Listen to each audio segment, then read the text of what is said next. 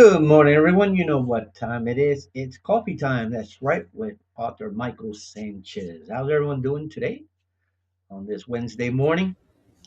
It's a nice soggy day. Yeah. Well, that's okay. I'll take it. I'll take it. It's better than all that snow we've been getting. Yeah, we've been getting hammered by it, but that's okay. Again, like I said, I'll take it. So anyway, I hope everyone's doing great today. I'm having my coffee here today.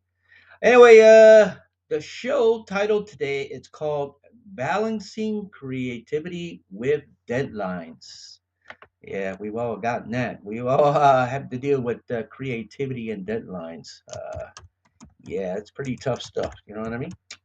Especially when you want to hurry up and get your book out, you work out there at a specific time and date. Especially when you promise everybody that you're going to have your work out there, and then it doesn't happen.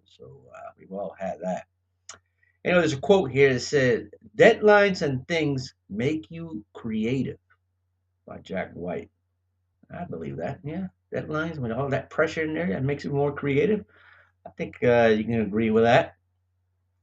Also, a blog here from a life coach and speaker, Michelle Athias. He says, the best creativity comes from working with the most structure you can impose on yourself. You might think it will take away from spontaneity, but it doesn't. It allows you to clear away all that isn't part of the project or mission you're on, as there is no time to entertain these. There's something ethereal and energetic about setting time frames. Become more productive and things get done. The movement and momentum awaken inspiration rather than being at the mercy of what you feel like or don't feel like doing. The deadlines become your invincible accountability partner, which make you more productive and creative. It then shifts from a deadline into a lifeline. You guys out there agree with that? Uh, since I think I agree with that. But let's see what our guests out there will say about it. I got Lorraine Carey, author Lorraine Carey. You got also author Eva Bielby, all the way from the UK, and Jeff Otis here as well. So let's see what they got to say about this topic.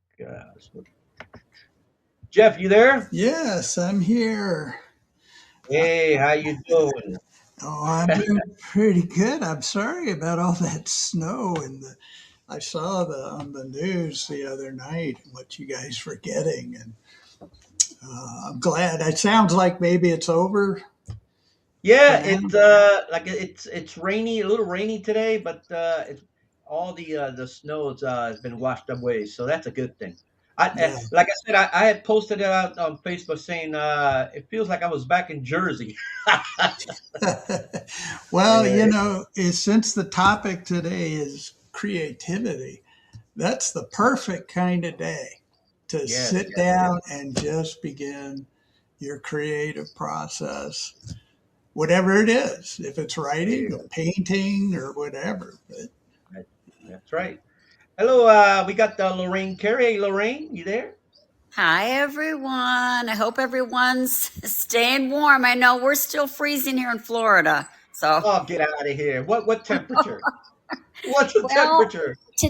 right now, okay, let me look at right now it's 62, but usually Uh, no, the mornings have been like in the high 30s and the low 40s, but today's going to be high 60s and it's going to warm up, but then at the end of the week we're going back to the 40s, but this is not normal for Florida. Just not normal. uh, I got author Eva Bielby from the UK. Eva, you there?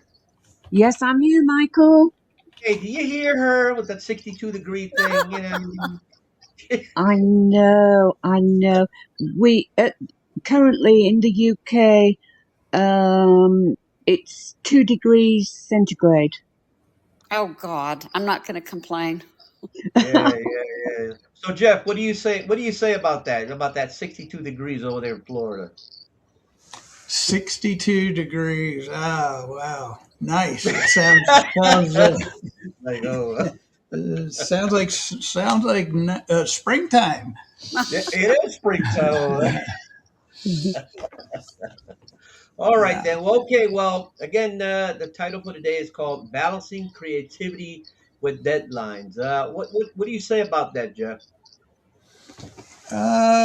Yeah, that can certainly put a fire under you and get you to kind of go past any writer's block you've got. But I don't know. I tend to be sort of a self starter anyway. And so I'm usually working, I kind of give myself deadlines, although they don't always work out. Like the last time you had me on your podcast, Michael, my book, A Giant Tale, Right. my deadline was to have it there available on Amazon.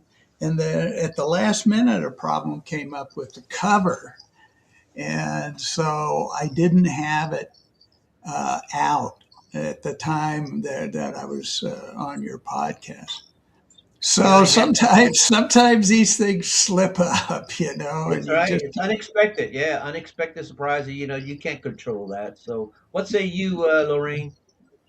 Well, speaking of deadlines, I was with a traditional publisher years ago, small traditional publisher, and I would have to have this by a certain date, and I think when you know that you have to meet a deadline, you force yourself. But sometimes, to be honest with you, I have a problem. I can't force myself. If something is forced, I'm not going to give it good quality. I have to do it on my time when I'm motivated and inspired. So I have a real hard time with deadlines. Now, if I want to get creative, I have to go into certain modes.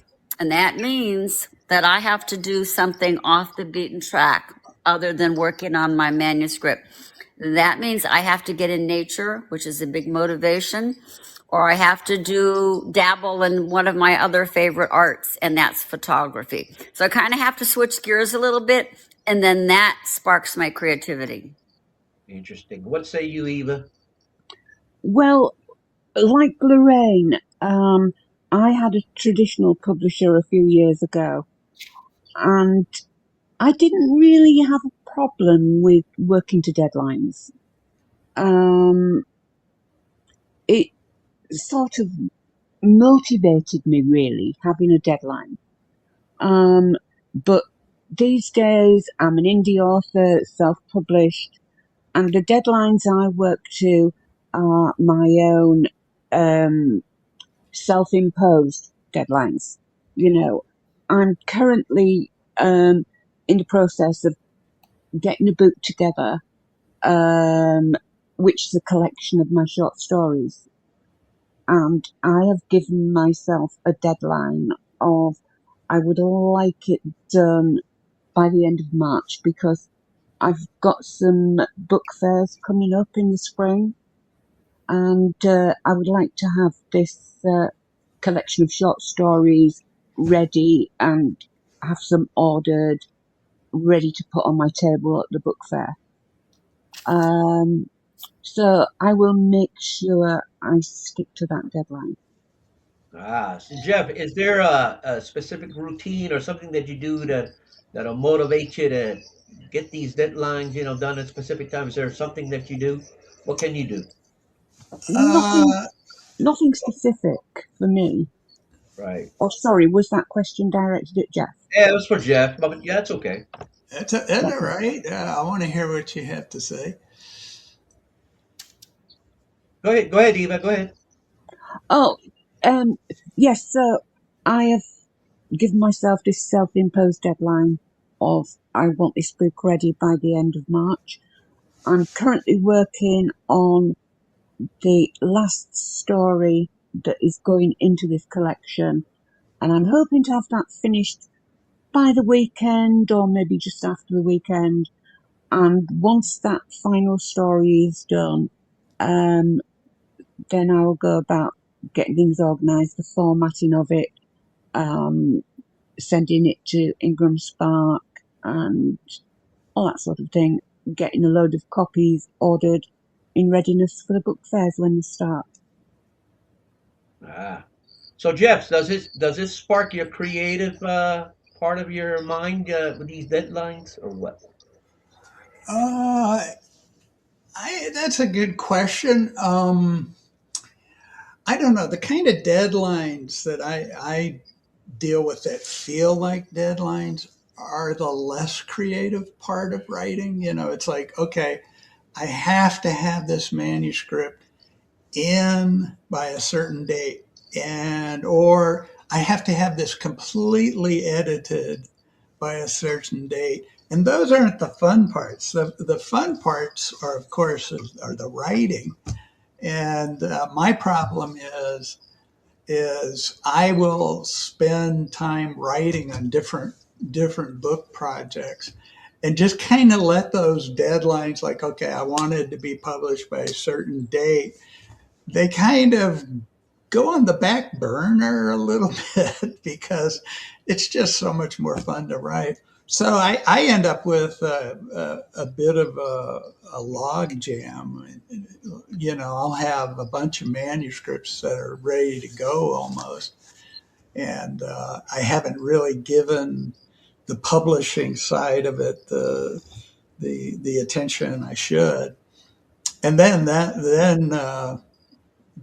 you got to hit it real hard and just power your way through it. Yeah, yeah, yeah. I could agree with that. So, Lorraine, you said you have difficulty with your creative side when it comes to deadlines. What do I you do do. to ease that up? I do. Well, one thing that's helped, Ava has, she's the admin of our, team blog, Read, Write, Repeat team blog. And she's got us organized. We get a calendar from her, and, like she'll say, okay, you've got a book promo on this date, or, you need to send in a flash fiction story. So that's really helped with, okay, so I need to get this to Ava on this date, and I need to, so that's helped me a lot. But with my novel, this mafia romance that Michael, and Ava knows, two Yeah. years I have been working. So anyway, I'm waiting for one beta reader, and as soon as this beta reader gives me her feedback, then I'm going to push forward. Now my goal was going to be, by Valentine's Day, because it's a romance, but there's no way it's gonna it's gonna happen, because I just got a message from the lady that does the formatting and the publishing, and she's booked up till June. So I'm like, oh well, what are you gonna do? Wow. Wow. Wow. It's interesting because you mentioned 2 years. I had a deadline that I was going to have my manuscript completed 2.5 years ago, Right. and I remember I'm you still saying that. working on it. Now, do you feel, any of you guys feel that it's a failed project because it didn't come out when it was supposed to? Is it a failure for you, or what? No, No. it's not a failed project, uh, Michael. It's just something that's on the back burner. Never regard it as failed. There you Yeah, I go, agree. I agree. Ava. I That's a agree with good, it. great response. Because you want to let those authors out there know that just because you didn't finish it or it's taking you longer than what you expected doesn't mean you failed. Right. Absolutely not. I've had one that, I've probably got my psychological suspense thriller. It's maybe 33% done, and that's been sat there for 2 years. And I know I've got to get back to it at some stage, but I don't know why. I've just been quite obsessed with flash fiction and short stories recently. But I will get back to the novel as soon as I get the chance. Well, I think that's great. I mean, when what is the saying? You strike while the iron's hot. If Yeah, you're yeah. feeling really inspired in this one area that you're working on, I agree with you. Just work on it, and the other thing's still sitting there on the back burner, and it's not going away. And, Absolutely. But yeah, I'm still got the creative head on. So that's the main thing. That's the right. main thing. Yes, absolutely. Yeah. And man, I know what my issue is with this particular book because all my books are paranormal, and this mafia romance has no paranormal in it. And I've had a real, that's why I'm struggling. There's no magic going on here. There are no wizards, there are no witches. This is my problem. But I I have read the first 7 chapters, as you know, Lorraine, Oh, you and it have it. and it absolutely drew me in.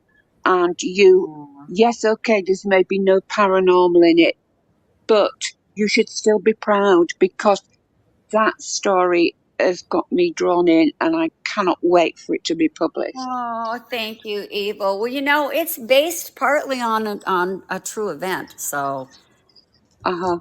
like I said, we will see. Like I said, I'm waiting for the last beta reader for feedback, and then as soon as she does that, then we'll work on getting this thing out. So, Well, You know, just look for somebody else to do the formatting, Lorraine. yeah, I don't know if I want to wait till June. This No, I woman, wouldn't. yeah, no, that's both kind of I a I wouldn't. don't want to wait till June to read it okay. either. Thanks, Eva. Uh-oh. You put the pressure on. The pressure is on. Pressure is on. Yeah. Earlier you were talking about, I think, Michael, you asked the question, what happens with these things that are on the back burner or they failed? And I never see it that way. I see them, it's almost like they're your children.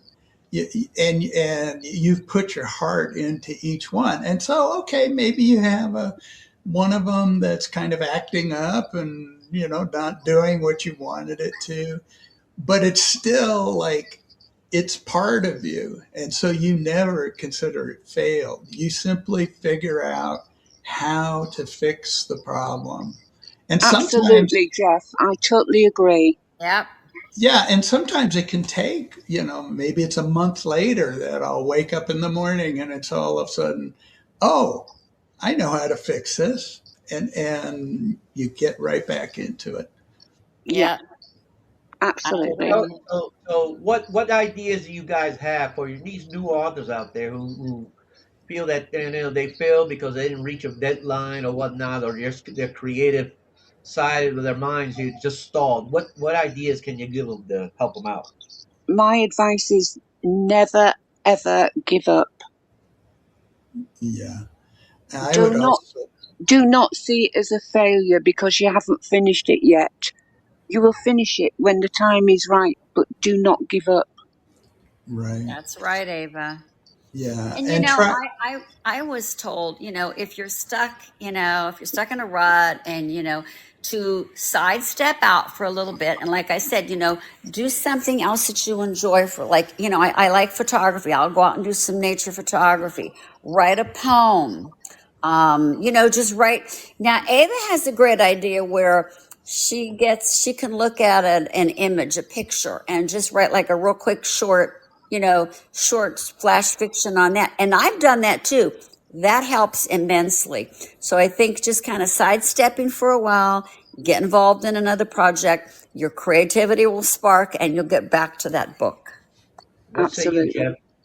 Absolutely. and I would say also for advice I would give uh, to writers that are just starting out is try to cultivate relationships with other writers, Yeah. and especially if you can get involved in critiquing each other's work, Oh, um, yes. because you will see things, or they will present things to you that you weren't seeing, and then you suddenly see it and you realize, oh. And I think that's absolutely critical, and you'll just learn so much, You by do. That's listening, true. listening to critiques, and doing a critique for the other writer as well. You start learning stuff. You start seeing things that maybe can be improved, and you think about it, wow, is that something I need to do, as well? And um, that's my advice. So what would you Yeah, Yeah, say and you guys that's say? true, Jeff. What would you say is your the most challenging part in balancing creativity with deadlines? well, as I said, I don't really have deadlines other than self-imposed ones. Um, but as long as the creative side is there and I'm writing something, be it a poem or some flash fiction or a short story, um, the deadlines will all fall into place. I feel absolutely certain of that. Yeah, and Ava's really good about that. Maybe I should use her to help me. She's Help me out. so good about that. For me, if I want to get something done, and if I do have a deadline, getting in something to, the team blog or something, I do little increments. Okay, so today I'm going to do maybe a paragraph. Then I work in pieces, and that kind of helps a little bit every day. It does. I totally agree with that, Lorraine. Hmm. I do too. Yeah, The I more think the more you write, the just the better you're going to get. And it's I go back and I look at my first attempt at writing, and I can sense, or I see right away, how much I've grown. Oh, Um, yes. Absolutely. so, um, what other ideas can you give these authors out there to help them out when they're having trouble with the subject title? I would say one thing that I like to do is I like to people watch. People watch, yeah. Yeah, sit in the window in a nice cafe that you enjoy and just watch the world go by. And you will see different people walking past, and it'll set you off thinking, I wonder what they're like as a person. Um, I wonder if they're happy in their life. And just watching people and asking questions to yourself about that person that you see walking past. Um, it can sometimes spark off ideas for a new character or something along those lines. Yeah, yeah, that's great. I was advised to do that years and years ago when I lived in the Caymans and I belonged to a local group. The team leader used to say, just sit in the coffee shop, listen to dialogue, watch people come in. So, yes, you're spot on with that, Ava. Thank you, yeah, Lorraine. I agree with that. I mean, once you really start writing, when I first started writing, it was more I wanted to capture the action, and I kind of didn't really develop my characters as much as I needed to. And then over time, I began observing people and my own friends and people I'd see, when I was out and about. And you begin to expand your horizons and realize there are so many different kinds of people. And many of them can have little idiosyncrasies that you can build into your own characters, that you never would have thought of, you know. Um, so, for example, I built into one of my characters in a book I'm working on now, where they kind of it's a woman, and she kind of puts her head on her shoulder and kind of looks up at you while she's doing that. And it's got this effect, I don't really quite know how to describe it. It's kind of endearing. Hmm. And I don't think I would have thought of that on my own. But once I saw somebody do that, you know, I thought, that's it. This character has this one really endearing trait of doing that. And then there's other things too, where your characters, you don't want them to be perfect. You want them Right. to have, some barbs here and there. And so you'll maybe notice people in conversation, and you'll suddenly see, something, a kind of quality somebody has that comes out, and it's maybe a little defensive, or it's a little bit too aggressively trying to control the conversation. And again, these give you great ideas for your characters. Of course, if you don't have them become aware of these defects, um, that might be your antagonist in the story. But part of the growth process in the arc, maybe for characters, they start to realize these things as, like, geez, I'm trying to control everything, and so yeah. That's interesting.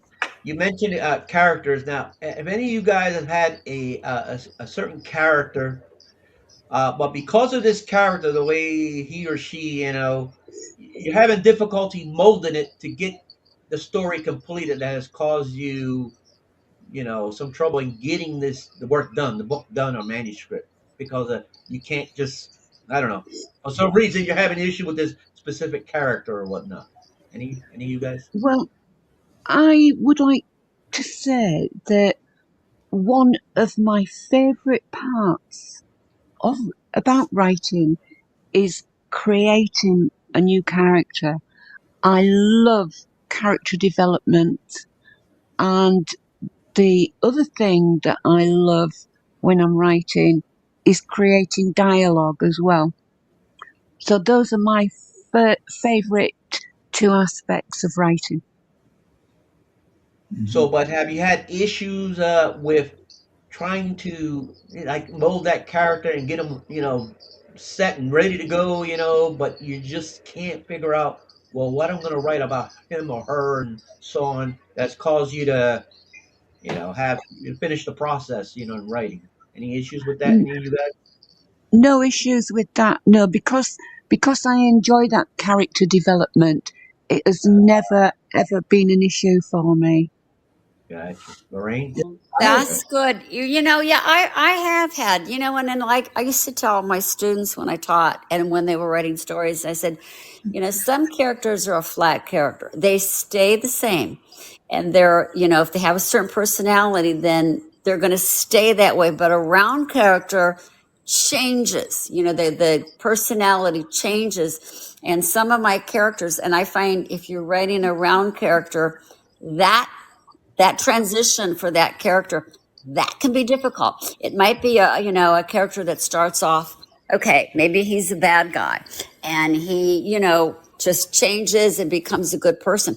That is a challenge to transform that character. Jeff? I was thinking, going back to dialogue, when I work fastest is when I'm doing dialogue, because it's actually happening in my head. And the danger, though, is you've got to go back and look at the dialogue and make sure people know who's talking. Because in my head I know who's talking, but you got to go back and you've got to give little hints as to how they're feeling and what they're doing and what the environment is like. But it's like once you get the dialogue started, okay, it's just like what we're doing right now. And you just okay, so and so says this and this and this and this, and then the other person responds like this, and it goes very, very fast.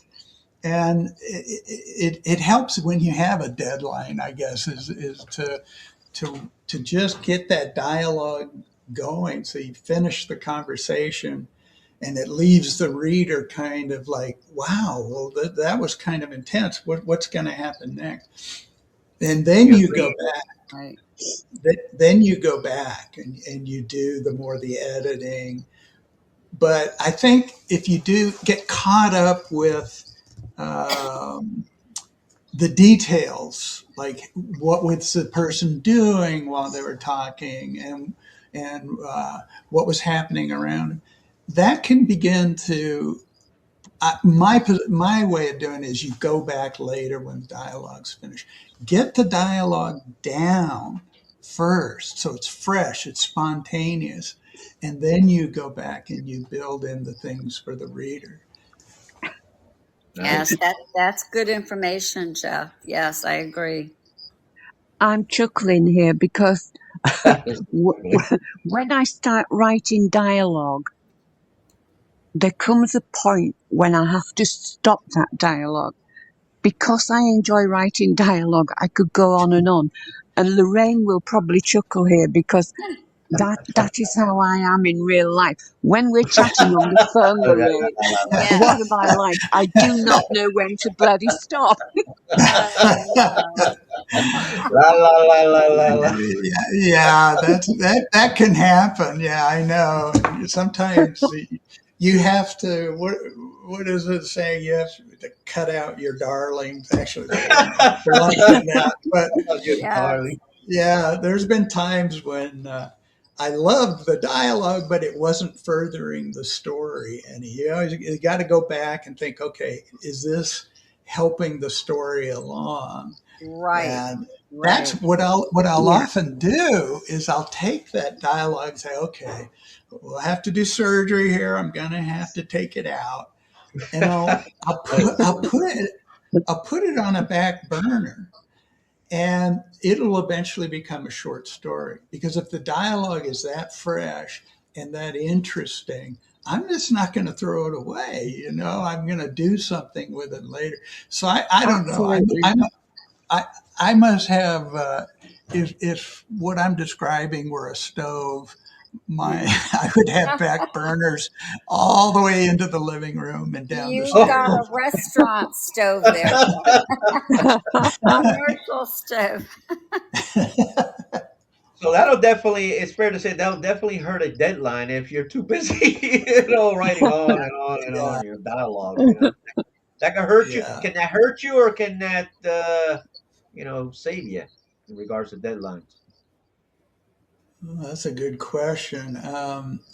That's one advantage of being an indie author and publishing your own books is you kind of remove that pressure that a publisher might put on you. Right. Um, yeah, so yeah, eventually you got to knuckle under and do some heavy duty editing, contact people that'll format the book for you, and Mhm. I tried doing that myself, by the way, and I just finally gave up. I could handle Amazon, but for the manuscript part, not the cover. But Ingram Spark, not so much. So I just hired somebody to do that. Yeah, I have to do the same. I cannot do any of it. So I let somebody handle the whole package. So I Hmm. was going to ask you guys, which will give you more pressure, the dealing with a publisher or doing it yourself? But definitely for me with a publisher. Yeah, your own deadlines don't have the stress associated with them that somebody else's deadline on you has. Absolutely. Yeah, I agree. No, I'm always putting pressure on whether a publisher or not. Self-imposed. I'm a mess. You know what I mean? Too many other things happening in my life. You know what I mean? You guys have that issue? There's just too many other things happening. Sometimes, yeah. Life happens. You'll get company, and I just had my daughter came to visit. I'm like, I'm not going to write while my family's here. So things happen in life. Yeah. They certainly do. Yeah. You're right about that. But I even I could be so rude sometimes. I would just keep writing whatever. You No, guys go talk about whatever. You guys don't talk. I'll be right here in my office. Yeah, I'll be in my office for a couple hours. Do your own thing. No, I'll see you in a bit. You know what I mean? but Don't wait, worry about wait. Maybe if the in-laws come, that's a different story. No, I'm kidding. it. Yeah, well, I Just don't have that joking. issue. I'm going to make you chuckle here, Michael. Go I've ahead. got um, I've got half a dozen writing related mugs for coffee, right? All right. And there's one of them, and I'm not going to be rude and say it online, but there's one of them that says, in full, F off, I'm writing.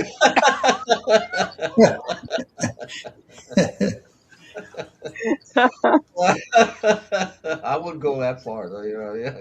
I got to be very careful. I could be very upset. She keeps me in check. You know what I mean? So, you ever had your spouse or family member, push you to say, "Hey, you got to get this done." You ever had that issue? No, No. You know what that is. Lorraine, no. no. Um, Hey, Jeff, you got to get this done. What are you doing? Stop messing well, around. not when it comes to writing. Now, when it comes to Because of rain. when it becomes to vacuuming the house, yes, for sure. For sure. For sure. But you do come up with some creative ideas to get out of that, right? Uh, well, Hey, I don't do what my stepson did. That was when he was he's an adult now, but when he was younger, and he needed to do some vacuuming, he brought the vacuum cleaner into his bedroom, shut the door, turned it Oh, on, and then just sat on the bed reading oh reading God. stuff. And that worked for a while It worked for a while. until he got caught. Yeah. oh no! What did he say? What was his response to that?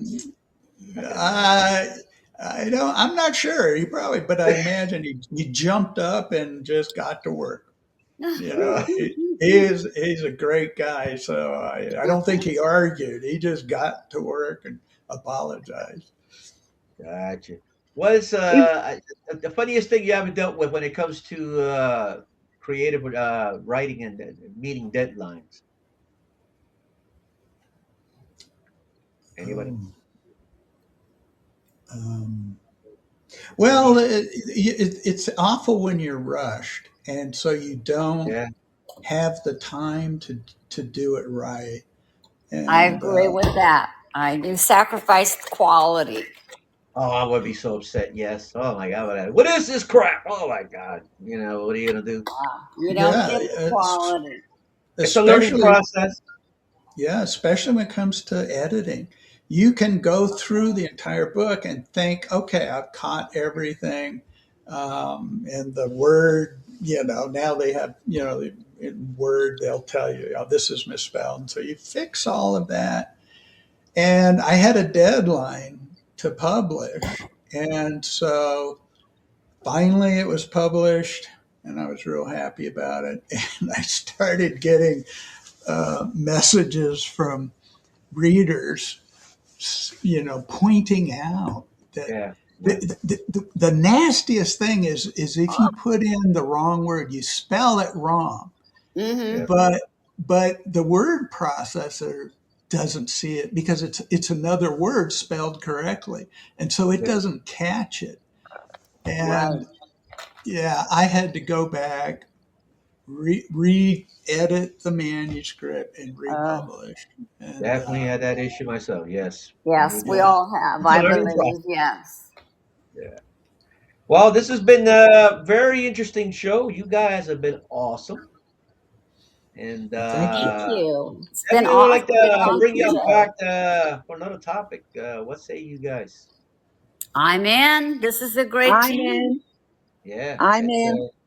it's Yeah. It's been funny but informative, that's for sure. Absolutely.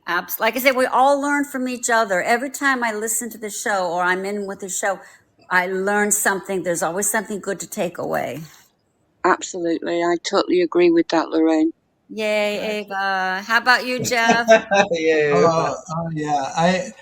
This kind of a forum is fantastic because it's like you're saying, you learn so much from each other, and the thing is, you don't want to reinvent the wheel. It might take you years to Yeah. come up, realize, oh, this is a really important idea in writing. And you hear it instead from somebody else, and they can, shrink the amount of time it takes you to master that particular skill in writing. So this is great. It Gotcha. is. All right, with the few minutes we got left, yeah, want to give a shout out to a book y'all you have out there. You want to let the audience know real quick, starting with Jeff, real quick. Yeah, yeah. Well, Raptorland, if you like dinosaurs, is available. But the one that the last time I was on your podcast, the one that wasn't ready, is finally out there on Amazon, and it's also out there on Ingram Spark if if you're a book dealer. Okay, Lorraine. And my most recent book, if you love time travel and you love the 70s era, Between the Realms is out. It's a time travel romance. And if you like rock music, it's got the rock star lifestyle in there. So check it out, Between the Realms, and it's on Amazon. And Nice, Between the Realms is a fantastic read. I Oh, loved thank you, it. Ava. Thank nice. you. And You're Ava. very welcome, Yeah. my dear.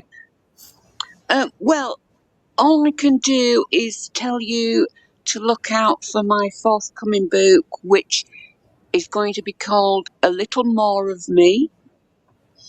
And Okay. this is my collection of short stories, flash fiction, a little bit of poetry, and a little more besides. And I have to say, let me say, I have read almost all the stories. They are amazing. So, yeah, look forward to that Oh, one, everyone. oh, thank Nice. you, Lorraine. You're so Oh, they're kind. very mysterious, the kind of stuff we love. So, yeah, it's going to be Awesome. great. Awesome. Well, you guys have been great, and yeah, definitely. We're gonna bring y'all back because I really enjoyed this, and yeah, we'll keep it going. All right. All right. Well, Lovely. thank Thank you, you, Michael. Thank you, Michael. everyone. Have a good Thank day. you, everyone. And a And you pleasure. Thank you, too. guys. Thank Bye you. Bye. now. Bye. Bye Bye. bye. Bye. Bye, Jeff. Wow. Bye, Great everyone. group. Great group. They're pretty cool. Jeff Otis, author Jeff Otis, author Lorraine Carey, and author Lorraine Eva Bielby. Excuse me. Wow, they're all awesome. I really enjoyed this conversation. Like I said, there's a lot to learn there. Some funny stuff here and there, but that's okay. Gotta have some kind of humor. I really enjoy it. But yeah, but other than that, the information is very important, especially for those who are feeling the pressure when it comes to the balancing creativity with deadlines. They feel, just because the book didn't come out or manuscript wasn't complete at a certain time, they feel like, oh, they failed or whatever. But that's not the case. Like a lot of them said, just put it down, work on something else, get your mind free and clear, and then go back and finish it up. It's never too late. It's never too late to get it completed. Even if you have to move up a date, you know what I mean? So you can't get it done in June, you get it done back in July or whatever. But just keep working on it and don't give up.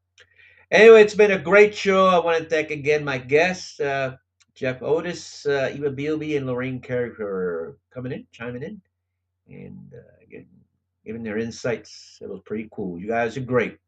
Anyway, you know what I say? Have a great day, everyone, and don't forget your coffee. Have a great one.